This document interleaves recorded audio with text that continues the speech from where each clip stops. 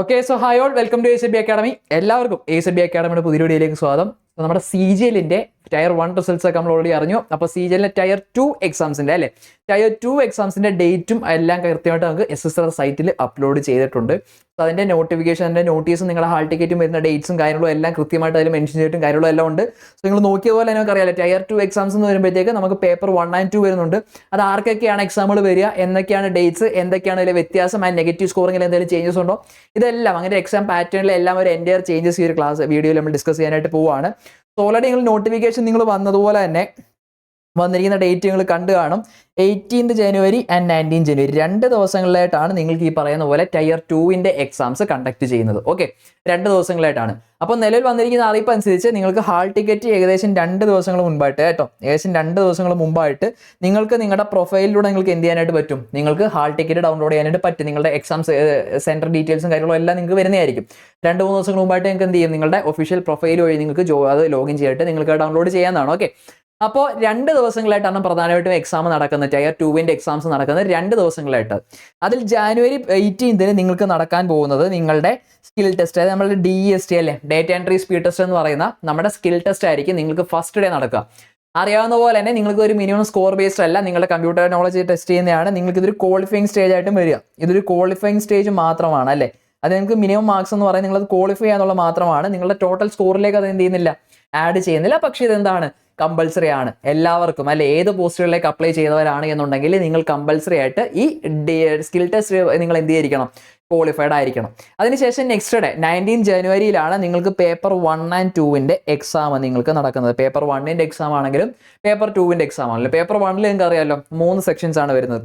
First section maths and റീസണിങ്ങും അതുപോലെ GK പാർട്ടും ആണ് നിങ്ങൾക്ക് ഫസ്റ്റ് പേപ്പറിൽ വരിക. സെക്കൻഡ് പേപ്പർ വരുമ്പോൾ നിങ്ങൾക്ക് English language and general awareness ആണ് നിങ്ങൾക്ക് എന്ത് വരിക, സെക്കൻഡ് പാർട്ടിൽ വരിക അല്ലേ. അതിൽ ജനറൽ ഇന്റലിജൻസും മാത്സ് ആൻഡ് റീസണിങ് പാർട്ടും സെക്കൻഡ് പേപ്പറിൽ നിങ്ങൾക്ക് ഇംഗ്ലീഷും GK പാർട്ടും ആണ് സെക്കൻഡ് സെക്ഷനിൽ നിങ്ങൾക്ക് എന്ത് ചെയ്യുക, വരിക. അതുപോലെ തന്നെ തേർഡ് സെക്ഷനിൽ നിങ്ങൾക്ക് വരെ കമ്പ്യൂട്ടർ നോളജ് ടെസ്റ്റ് ആണ് നിങ്ങൾക്ക് തേർഡ് സെക്ഷനിൽ വരിക. അപ്പോൾ ഇത്രയാണ് പേപ്പർ 1ൽ വരിക. ആൻഡ് പേപ്പർ 2 എന്ന് പറയുമ്പോഴത്തേക്ക് അത് സ്റ്റാറ്റിസ്റ്റിക്സ് പേപ്പർ ആണ്. ഇത് എല്ലാ പോസ്റ്റിനും എന്തല്ല, മാൻഡേറ്ററി അല്ല. ഓക്കെ, പേപ്പർ 2 എല്ലാവർക്കും, അതൊരു സ്പെസിഫിക് പോസ്റ്റുകൾ മാത്രമേ ഉള്ളൂ.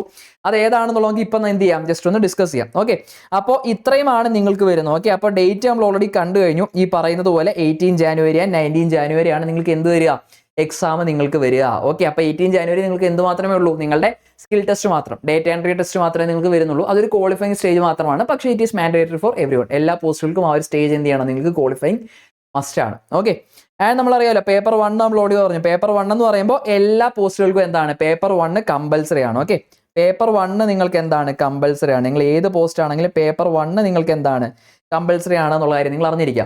അപ്പോൾ അതിനകത്ത് മാർക്ക് വരുന്നത് അറിയാലോ, നിങ്ങൾക്ക് സെക്ഷൻ 1ൽ നിങ്ങൾക്ക് ഏകദേശം 60 ക്വസ്റ്റ്യൻസ് ടോട്ടൽ ഉണ്ടാവും. ഒരു ക്വസ്റ്റിന് 3 മാർക്ക്, 180 മാർക്കാണ് ടോട്ടൽ ഫസ്റ്റ് സെക്ഷന് നിങ്ങൾക്ക് മാർക്ക് വരിക. ഓക്കെ, ആൻഡ് സെക്ഷൻ 2ലേക്ക് നിങ്ങൾക്ക് വരുമ്പോഴത്തേക്ക് ഏകദേശം ഇംഗ്ലീഷ് ലാംഗ്വേജ് കോംപ്രിഹെൻഷൻ മുതൽ ഇംഗ്ലീഷ് ലാംഗ്വേജ് 45 മാർക്കും അതുപോലെ GK പാർട്ടിന് 25 മാർക്കും 3 മാർക്ക് വെച്ച് ടോട്ടൽ 210 മാർക്കാണ് നിങ്ങൾക്ക് ഏതിൽ വരിക, സെക്കൻഡ് സെക്ഷനിൽ നിങ്ങൾക്ക് മാർക്ക് വരിക. ആൻഡ് കമ്പ്യൂട്ടർ നോളജ് ടെസ്റ്റ് എന്ന് പറയുമ്പോഴത്തേക്ക് നിങ്ങൾക്ക് ടോട്ടൽ 20 ക്വസ്റ്റിനും 3 മാർക്ക് ഈച്ച്, ടോട്ടൽ 60 മാർക്കാണ് നിങ്ങൾക്ക് വരിക എന്നുള്ള കാര്യം നോട്ട് ചെയ്യാം. ആൻഡ് സെക്ഷൻ ഇത് നമ്മൾ പറഞ്ഞല്ലോ, ഡേറ്റ എൻട്രി ടെസ്റ്റ് എന്ന് പറയുന്നത് നിങ്ങൾക്ക് എന്താണ്, ഒരു ക്വാളിഫയിങ് എക്സാം മാത്രമാണ്. ഓക്കെ, അപ്പോൾ ഇത്രയാണ് ടോട്ടൽ വരിക. നെഗറ്റീവ് മാർക്ക് നിങ്ങൾക്ക് 1 മാർക്കാണ് നിങ്ങൾക്ക് നെഗറ്റീവ് സ്കോറിംഗ് വരിക. ഓക്കെ, ഒരു ക്വസ്റ്റിന് 1 മാർക്കാണ് നെഗറ്റീവ് വരിക. ഈ ഫസ്റ്റ് പേപ്പർ എന്താണ്, എല്ലാവർക്കും നിങ്ങൾക്ക് കമ്പൽസറി ആണെന്നുള്ള കാര്യം അറിഞ്ഞിരിക്കുക. ഓക്കെ, നിങ്ങൾ ഏത് പോസ്റ്റ് അപ്ലൈ ചെയ്യുകയാണെന്നുണ്ടെങ്കിലും ഫസ്റ്റ് പേപ്പർ നിങ്ങൾക്ക് എന്താണ്, കമ്പൽസറി ആണ്, അതിനകത്തൊന്നുമില്ല. ഓക്കെ, അപ്പോൾ ഈ രീതിയിലാണ് എൻ്റെ സ്കോറിങ്ങും കാര്യങ്ങളെല്ലാം വരിക. ആൻഡ് ഇനി നമുക്ക് വരുമ്പോൾ നമുക്കറിയാലോ, ദർ ഈസ് ഓൾസോ പേപ്പർ 2. നമുക്ക് പേപ്പർ 2 കൂടി വരുന്നുണ്ട്. പേപ്പർ 2 എന്ന് പറയുമ്പോൾ നേരത്തെ പറഞ്ഞ തന്നെ സ്റ്റാറ്റിസ്റ്റിക്സ് ആണ് അല്ലേ, സ്റ്റാറ്റിസ്റ്റിക്സിന്റെ പേപ്പർ ആണ്. ടോട്ടൽ നിങ്ങൾക്ക് 100 മാർക്ക്, 100 ക്വസ്റ്റ്യൻസും അങ്ങനെ 2 മാർക്ക്, ടോട്ടൽ 200 മാർക്കാണ് നിങ്ങൾക്ക് എന്ത് ചെയ്യുക, ടോട്ടൽ സ്കോർ വരിക. ഇവിടെ നിങ്ങൾക്ക് നെഗറ്റീവ് സ്കോറിംഗ് വരുന്നത് 0.5 മാർക്സേ ഉള്ളൂ. ഓക്കെ, ഇവിടെ നിങ്ങൾക്ക് നെഗറ്റീവ് മാർക്ക് വരുന്നത് 1/2 മാർക്കാണ്.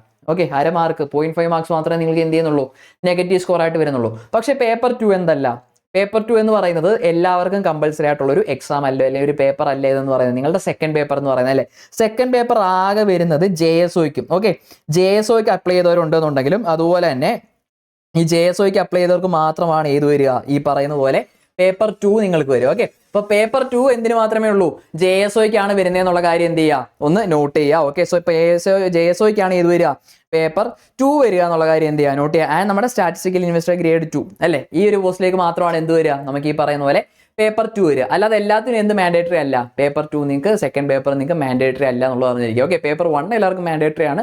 സെക്കൻഡ് പേപ്പർ ഈ JSO പോസ്റ്റുകളിലേക്കൊക്കെ മാത്രമേ എന്ത് ചെയ്യുന്നുള്ളൂ, വരുന്നുള്ളൂ എന്നുള്ള കാര്യം നോട്ട് ചെയ്യുക.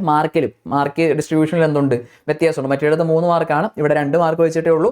നെഗറ്റീവ് മാർക്കും എന്താണ്, മറ്റേടത്ത് 1 മാർക്കാണ്, ഇവിടെ അര മാർക്ക് മാത്രമേ വരുന്നുള്ളൂ. ഓക്കെ, അപ്പോൾ 18th and 19th ആണ് നിങ്ങൾക്ക് എക്സാം വരിക. ഇനി നമുക്ക് വേസ്റ്റ് ചെയ്യാനും ഒന്നും ടൈമില്ല. ടയർ 2 ക്വാളിഫൈഡ് ആയിട്ടുള്ള എല്ലാവരും നിങ്ങളുടെ പ്രിപ്പറേഷൻസ് ലാസ്റ്റ് റൗണ്ടിൽ അടിപൊളിയായിട്ട് കണ്ടക്ട് ചെയ്യേണ്ട ടൈമാണ്. ഓക്കെ, അപ്പോൾ അതിനകത്ത് ഇനി ഒരു കൺഫ്യൂഷനും കാര്യങ്ങളൊന്നും വേണ്ട. ഇനി എത്രയും വേഗം തന്നെ നമുക്ക് ടയർ 1ന്റെയും എന്ത് വരാനായിട്ട് പോകണം, നമുക്ക് നോട്ടിഫിക്കേഷൻ നമുക്ക് CGL 2026 CGLന്റെ നോട്ടിഫിക്കേഷൻസും കാര്യങ്ങളും എല്ലാം നമുക്ക് ഉടനെ തന്നെ വരും അല്ലേ.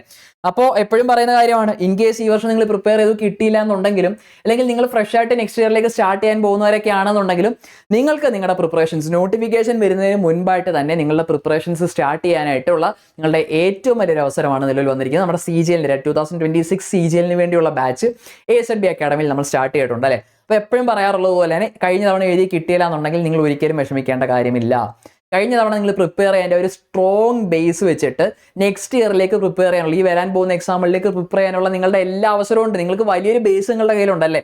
ആ ഒരു ബേസ് വെച്ചിട്ട് ഇനി വരാൻ പോകുന്ന എക്സാമുകൾക്ക് നിങ്ങൾക്ക് അടിപൊളിയായിട്ട് പ്രിപ്പയർ ചെയ്യാൻ പറ്റുന്ന ഒരു ടൈമാണ്. മാക്സിമം ഇയർലി നമ്മൾ എന്താണ് ഒരു ഡെയിലി സ്റ്റഡി പ്ലാന്റെ ബേസിസിലായതുകൊണ്ട് തന്നെ ഓരോ ദിവസവും എന്തെല്ലാം പഠിക്കണം എന്നുള്ളതിന്റെ കൃത്യമായിട്ടുള്ള ഗൈഡ് ലൈൻസ് നമുക്ക് ഉണ്ടായിരിക്കും. ഡെയിലി സ്റ്റഡി പ്ലാനുള്ള ക്ലാസ് ഉണ്ട് പലർക്കും. ഈവൻ ഫ്രഷേഴ്സ് ഒക്കെ ആണെങ്കിലും ആദ്യമായിട്ട് എക്സാമിന് പ്രിപ്പയർ ചെയ്യുന്നവരാണെന്നുള്ളത് നിങ്ങളുടെയൊക്കെ പ്രധാനപ്പെട്ട പലരുടെയും ടെൻഷൻ എന്ന് പറയുന്നത് സിലബസ് ഓരോ ദിവസവും നമ്മൾ എത്ര നേരം പഠിക്കണം, എത്രത്തോളം കവർ ചെയ്യാൻ നമുക്ക് സിലബസ് കവർ ചെയ്യാനായിട്ട് പറ്റും, സിലബസ് ഫുൾ ആകാൻ നമുക്ക് റിവിഷൻ ടൈം കിട്ടുമോ.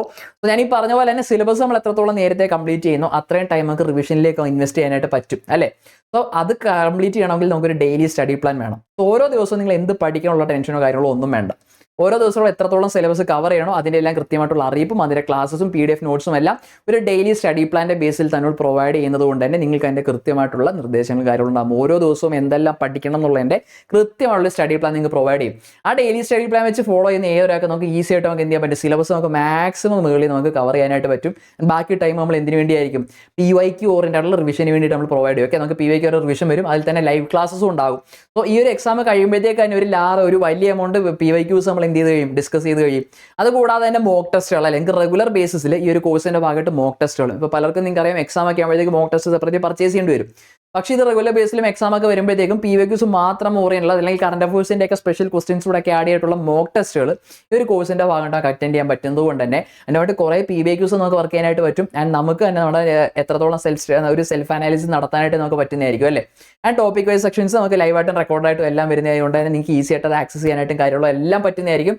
ആൻഡ് കറന്റ് അഫയേഴ്സ് നിങ്ങൾക്ക് ഈ പറയുന്ന പോലെ തന്നെ ഡെയിലി വീക്ക്ലി മന്ത്ലി സെക്ഷൻസ് ഇതിന്റെ ഭാഗമായിട്ട് പ്രൊവൈഡ് ചെയ്യുന്നതായിരിക്കും. സോ അങ്ങനത്തെ ടെൻഷൻസോ കാര്യങ്ങളോ ഒന്നും വേണ്ട. ഈ പറയുന്ന പോലെ ലൈവ് സെക്ഷൻസ് വരുന്നതുകൊണ്ട് തന്നെ ഡൗട്ട് സോൾവിങ് അസിസ്റ്റൻസും കാര്യങ്ങളും എല്ലാം ഉണ്ടായിരിക്കും. സോ അങ്ങനത്തെ ടെൻഷൻസോ കാര്യങ്ങളൊന്നും വേണ്ട. ഇനി അതെല്ലാം നിങ്ങൾക്ക് കൃത്യമായിട്ട് കാര്യങ്ങൾ ഗൈഡ് ലൈൻസും എല്ലാം തരാനായിട്ട് മെന്റർഷിപ്പ് സപ്പോർട്ടും ഈ ഒരു കോഴ്സിന്റെ ഭാഗമായിട്ട് ഉണ്ടാകുന്നതായിരിക്കും. സോ ഈ ഒരു ഡെയിലി സ്റ്റഡി പ്ലാനോട് കൂടി നമ്മൾ പഠിച്ചാൽ മാത്രമേ നമുക്ക് ഈ പറയുന്ന മാക്സിമം നേരത്തെ നമുക്ക് സിലബസ് കവർ ചെയ്തിട്ട് റിവിഷനും അടിപൊളിയായിട്ട് കണ്ടന്റ് പഠിക്കുക എന്നുള്ളത് മാത്രമല്ല, റിവിഷൻ കണ്ടക്ട് ചെയ്യാനുള്ള വളരെ ഇമ്പോർട്ടന്റ് ആണ്. സോ അതും കൂടെ നിങ്ങൾക്ക് എല്ലാവരിലും ക്രാക്ക് ചെയ്യാൻ പറ്റുന്ന രീതിയിലാണ് നമ്മുടെ ഒരു ഡെയിലി സ്റ്റഡി പ്ലാന്റെ ബേസിലുള്ള ക്ലാസ് പ്രൊവൈഡ് ചെയ്യുന്നത്. സോ നെക്സ്റ്റ് ഇയറിലെ എക്സാംസിന് പ്രിപ്പയർ ചെയ്യാൻ ആഗ്രഹിക്കുന്നവരാണ് നിങ്ങളെന്നുണ്ടെങ്കിൽ, ഈ വരാൻ പോകുന്ന എക്സാമിൽ പ്രിപ്പയർ ചെയ്യാൻ ആഗ്രഹിക്കുന്നവരാണ് നിങ്ങളെന്നുണ്ടെങ്കിൽ എത്രയും വേഗം ടൈം വളരാതെ സ്ക്രോളിൽ നിങ്ങൾക്ക് നമ്പർ കാണാനായിട്ട് പറ്റും. ആ നമ്പറിലേക്ക് കോൺടാക്ട് ചെയ്താൽ ബാക്കി ഡീറ്റെയിൽസും നിങ്ങൾക്ക് അവിടെ അവൈലബിൾ ആയിരിക്കും. ഓക്കെ, സോ ഇൻട്രസ്റ്റ് ആയിട്ടുള്ള എത്രയും പെട്ടെന്ന് വിളിക്കുക, എത്രയും പെട്ടെന്ന് നിങ്ങളുടെ അഡ്മിഷൻസ് ഉറപ്പ് വരുത്തിയിട്ട് പ്രിപ്പറേഷൻസ് സ്റ്റാർട്ട് ചെയ്യുക. ഓക്കെ, അപ്പോൾ ഇതിൻ്റെ കൂടുതൽ അപ്ഡേറ്റ്സുമായിട്ട് നെക്സ്റ്റ് വീഡിയോയിൽ നമുക്ക് കാണാം. എല്ലാവരും നന്നായിട്ട് പഠിക്കുക, അടിപൊളിയായിട്ടിരിക്കുക. So see all the best.